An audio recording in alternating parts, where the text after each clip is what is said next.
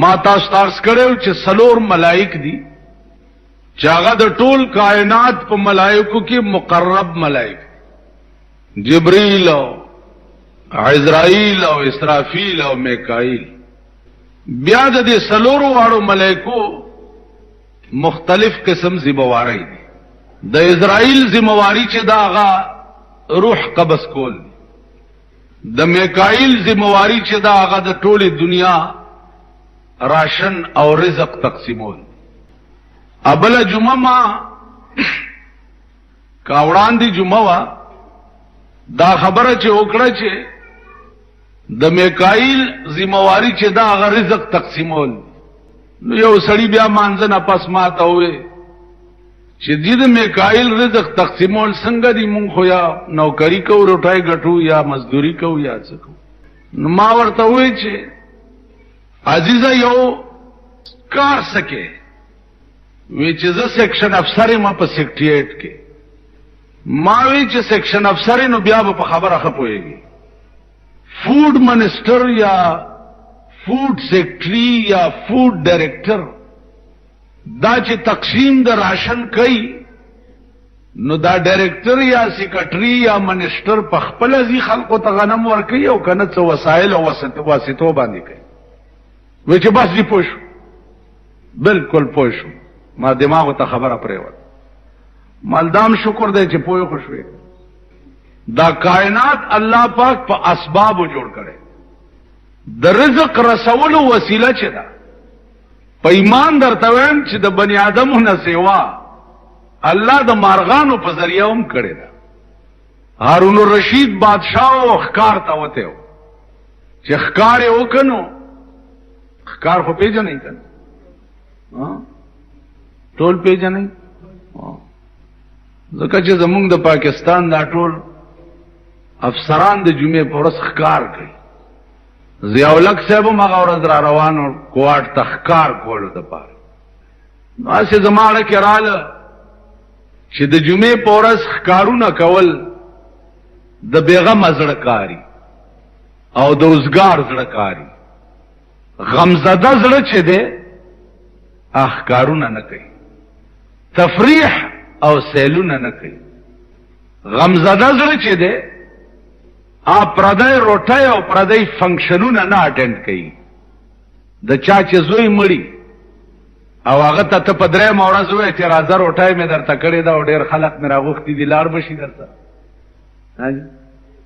د چا چې زوی مړي یا د چا ښځه مړی یا د چا پلار مړي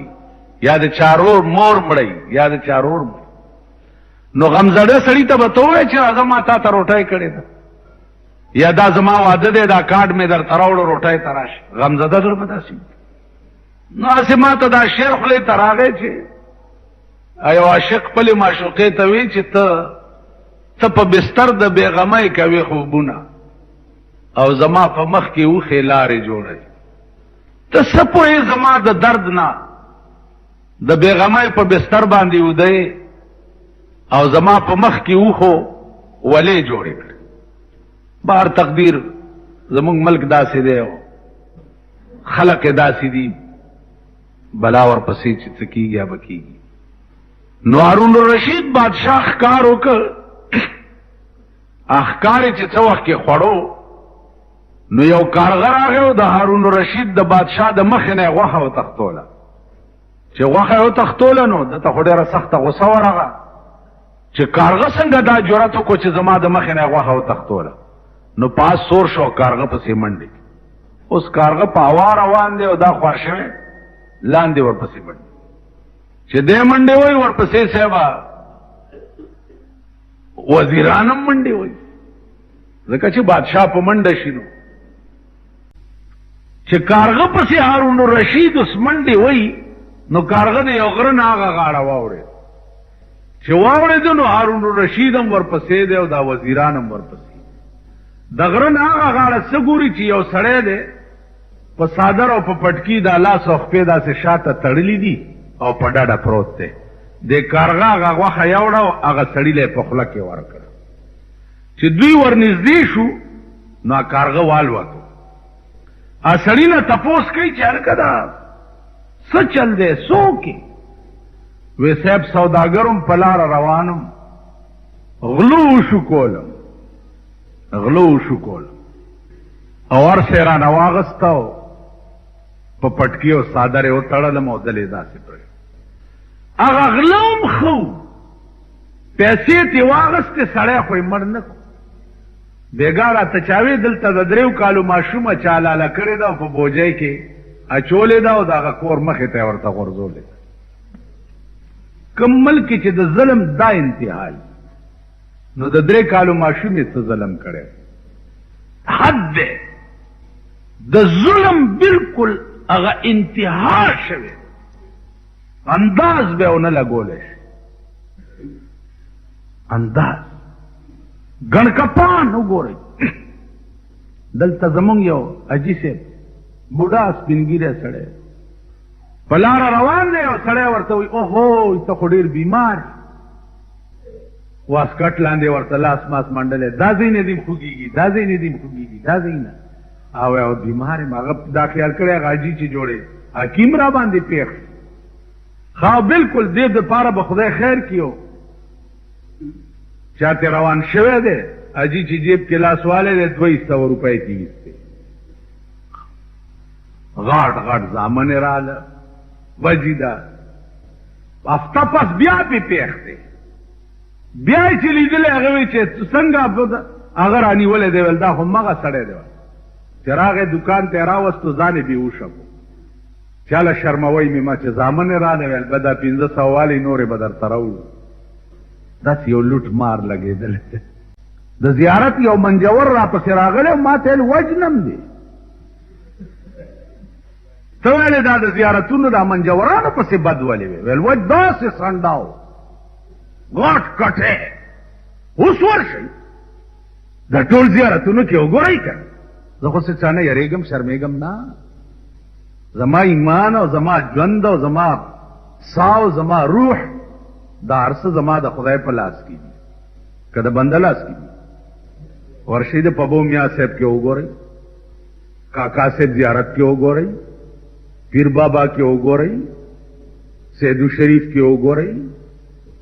کوټه جی بادر صاحب کې وګورئ دا لوی شیخ جنید صاحب کې وګورئ ورشئ دا شکرانې او دا پیسې کوم خوازي دا تا چې پیسې واچولې او مالګه دې وسکله دا پیسې به کوم خوازي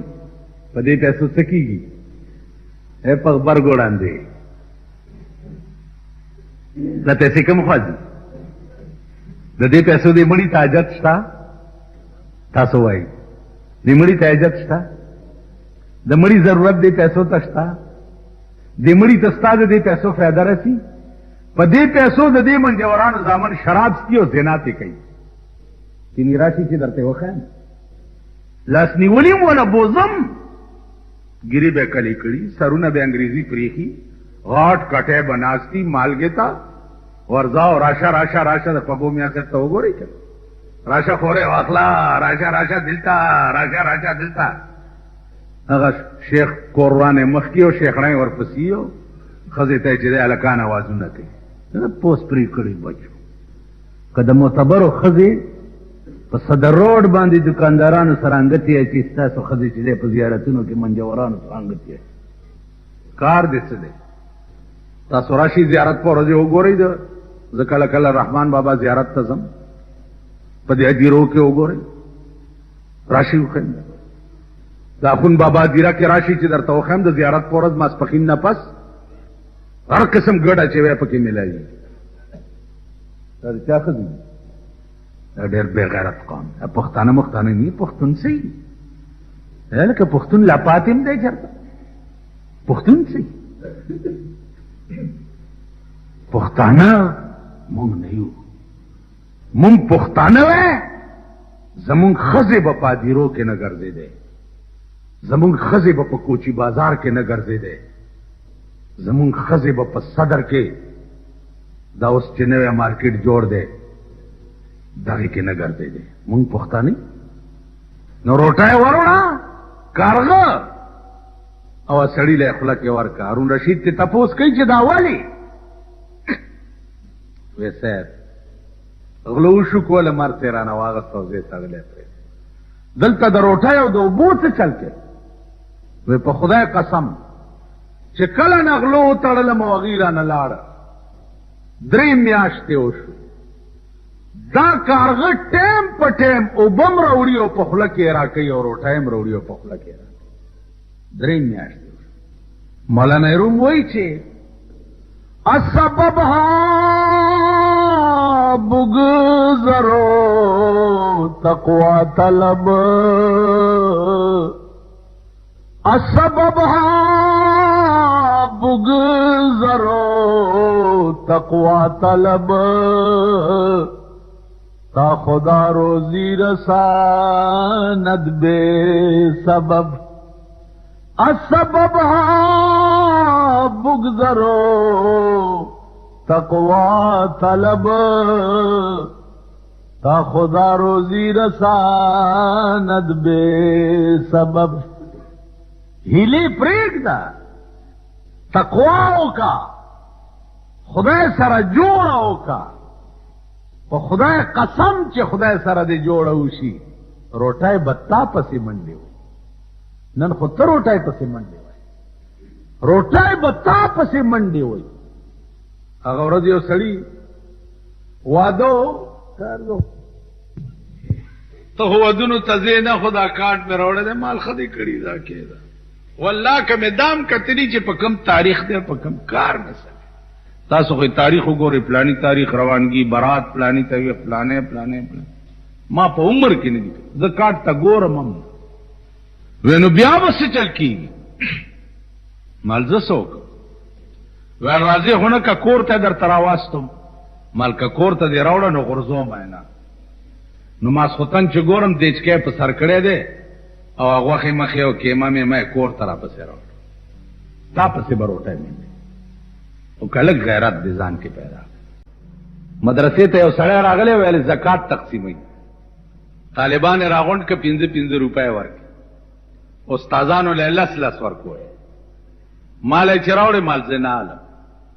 ویل ولی جی مال نه عالم زه زکات نه عالم نو شل کړي مال نه عالم 10 کړي دا نن د 15 کاله مخکې مال نه عالم 40 کړي مال نه عالم 50 کړي ویل والله اوس خو به علي وا 50 مې واغستې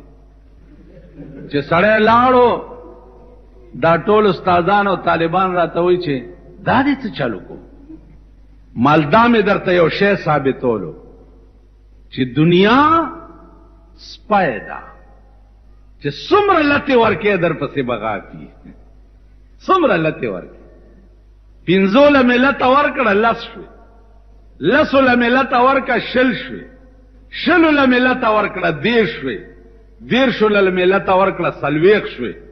40 ملت ورکړه 50 کدی 50 ملت ورکړه ونه سل کې دی دا ارس بتا سو پسې منډي وي پیسې بتا پسې راځي روټای بتا پسې راځي دا جامې دي والله العظیم دا بتا پسې راځي ما خپل غیرت او خپل ایمان په زندګۍ کې چاته جوکیاو کړی نه دی په زندګۍ کې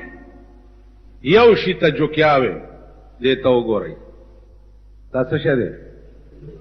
سدي دې ته جوکیاوي دا ملاس کی دا عرش ما پسې برامن مال با وزیر اعلانو کی چې بجلیګر مولا علم 2 لک روپے ورکه نو په سیکریټ کې بز بیا ګرځما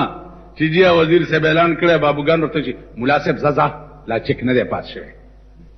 زبده پسې زبدا کار کوم نو زما خدای به دا کار کوي چې دار سبا ما پسې را پمنډي زما مرګرو له قران ور کوي په شل کال کې زما کور نه خزي او نه نر د 1 روپے نواله تر 0 پورې کپڑا په بیان نه داغسته کپڑے ما پسې را منډي وي روټای بم ما پسې را منډي وي ترکاری بم ما پسې را منډي وي تعلق ځان راخ کو ار سړی بداوي چې یاره دې بچرته زما دا روټای هم خوري او کنه تاسو په کارت راغلی نه سیف زمبای بکیږي کارت را لګلیو چې کارت لال تورشي کینا را پاسي اورے گئی لگ بیا بکینی بیا را پتی او لکینی کینی یو پس و زهرم خوند شاغوری جی تیا تاسو خورئی نو په دغه ورځ ورته د شیخانو خاص سنت والی صاحب دا ګیریم ګومنس کړي دا نوړه هغه ورځ مې یو کتو داسې خولې تا چوړې داسې موټه جو دا نفس خو سپی شی دی ته لږ ټینګ کا ته وګوره چې هر څه بیا د پسې رامنډې وایي که نه نو زما عزیزانو لږ ایمان پیدا کوي غیرت پیدا کوي بی عزته ځای ته نږدې مزئ زمونږ د دې ملک ودونو ته تلل اومه پیړۍ ځان په شرمونو شرمول نن پتا کې قادیانه ولې پیدا شو ځکه چې تخپل کتاب نه خبر نه وي شیعه در کې ولې پیدا شو ځکه چې تخپل کتاب نه خبر نه وي آغا خانه در کې ولې پیدا شو ځکه چې تخپل کتاب نه خبر نه وي عیسائی در کې ولې پیدا شو نن ستا په ملک 80 لکه مسلمانان عیسایان شوي 80 لکه د لندن یو مشن راځي تبلیغی مشن ستا په ملک پیران او مليان په دې کلو ګرځي چې دا تبلیغ والا خراب دي او ازاړه کیدم خرابي او پام کوي چې د بشترو والا ته نږدې نشي او دا خراب دي او دا خراب دي دا روټي خلاص چې دي دوی ته خراب وای او د لندن مشن راځي په پاکستان کې د عیسایت پرچار کوي او د عیسایت تبلیغ کوي 80 لاکھ مسلمانان عیسایان کوي 80 لاکھ کم پیر او مولا چې وره چې تبلیغ والا خراب دي د دغه مړای نه ونی سې او په دې خپو کې پوری واچوي او ترغه راکاږي چې دا د ملا سرمنې په دې سرک پاتې زما په خبره پوهېږي دا دکانداران دا د پیسو سپي دا هغه خلق دی نن د ځمکې په سر د 1,40,000 پیغمبرانو میشن چې ادا کوي زما د په خدای قسمی چې واحده ډله دا تبلیغ والا دي ترا شو ګوره د هلکانو نه څه جوړ کړه ځوان هلک به ګیره به کړي مسواک به په لاس کې خبرې چې واورې نن خو هلکان ډر ډر نارې وی لګیا دي ځوانان هلکان بله ورځ زمونږ په جومات ته د 14 کسانو یو وفد راغل هلکه مال د کم ځای وی موږ دي د اسلامیه کالج سټوډنټان یو ګیرې دي مسواکونه ور سره دي 3 ورځو له بسترې په اوږه دي تبلیغ پسې راځي نو زما عزیزانو ملک اوبو اغسطه دی په مخه کلمبا در تلا او سین ته وغورځېدې خو بچ بشي او کلمبا نه در تلا او سیلاب راغی نو تباه به نن د آخر زمانه د فتنو سیلاب په ملک راغلی دی قرآن او حدیث دا اصل دین دی صحیح علماء نه زده کوي اوسګار وخت درته ملاویږي اسی چې په لاره ځئ د تبلیغ والاو سره لږ لږ وخت یا د جمعې شپې ته تماشا کوه چې تا نه خدای څه شی جوړوي واخر دعوانا الحمدلله عزیزان اوس چونکې جلسه ده 2 بجې په مالګو منډۍ کې لوی جماعت کې د آغا خانیت خلاف سر آغا خان په د پاکستان ترازی اوسیږي په پیرس کې او په د اعلی ملکونو کې اوسیږي لوی مالدار سړی هغه چې پاکستان ترازی نو ضیاءالحق اډې ته ریسیو کولو لورځي پرایویټ سړي دا یو تحریک دی چې چترال او دا ګلګیتونه دي زما یو ریاست جوړ شي د آغا خانیت انشاءاللہ هغه په هیڅ قیمت مونږ جوړېدو ته نه پرېږدو بلا جلسم وایو کننگم پارک کې زمانم بم پکې لیدلې پوسټر کې لیدلم کننگم پارک کې بجلسه یو دا د اهل حدیث تحریک لاندې دا جلسه شوه. عزیزان ما اغي سره وعده قطن نه وکړ. زمانامه پوسټر کې بڑ چڑھ کې لیکلې و. پوسټر چې ما وکړو تقدس حرمین شریفین د پاره جلسه کړو مال دا خکار دې زبم پکې ورشه چې پوسټر مې پکې وکړه ناغي کې لیکلي چې په دې جلسه کې به مهمان خصوصي چې ده د اوقاف وزیر وي مال دې طلاق له ورک او پکې صاحب د مودودی صاحب د پاټای خلک او پکې د ضیاء الحق صاحب د پاټای خلک پکې وزیران او پکې به بجلیګر مولا نو مال د بجلیګر مولا خپل خود د باړې خوړ دې اج په دوی راخلاص شي ابدینا سیما بټینګي څوک د خدای قهر مو واچم وای نو ما نه خو بم تپوس کړی تاسو خیال راغی نو زه بزم مالګمن دایتا د انجمن تبلیغ قرآن و سنت زیر اهتمام جلسه ده د علماء دیوبند جلسه ده دا غخانیت د دې سکیم خلاف جلسه به یو بیا جلوسی تاسو ته مم عرض ده که وخت در سره نو پکې شرکت وکړي واخر دعوانا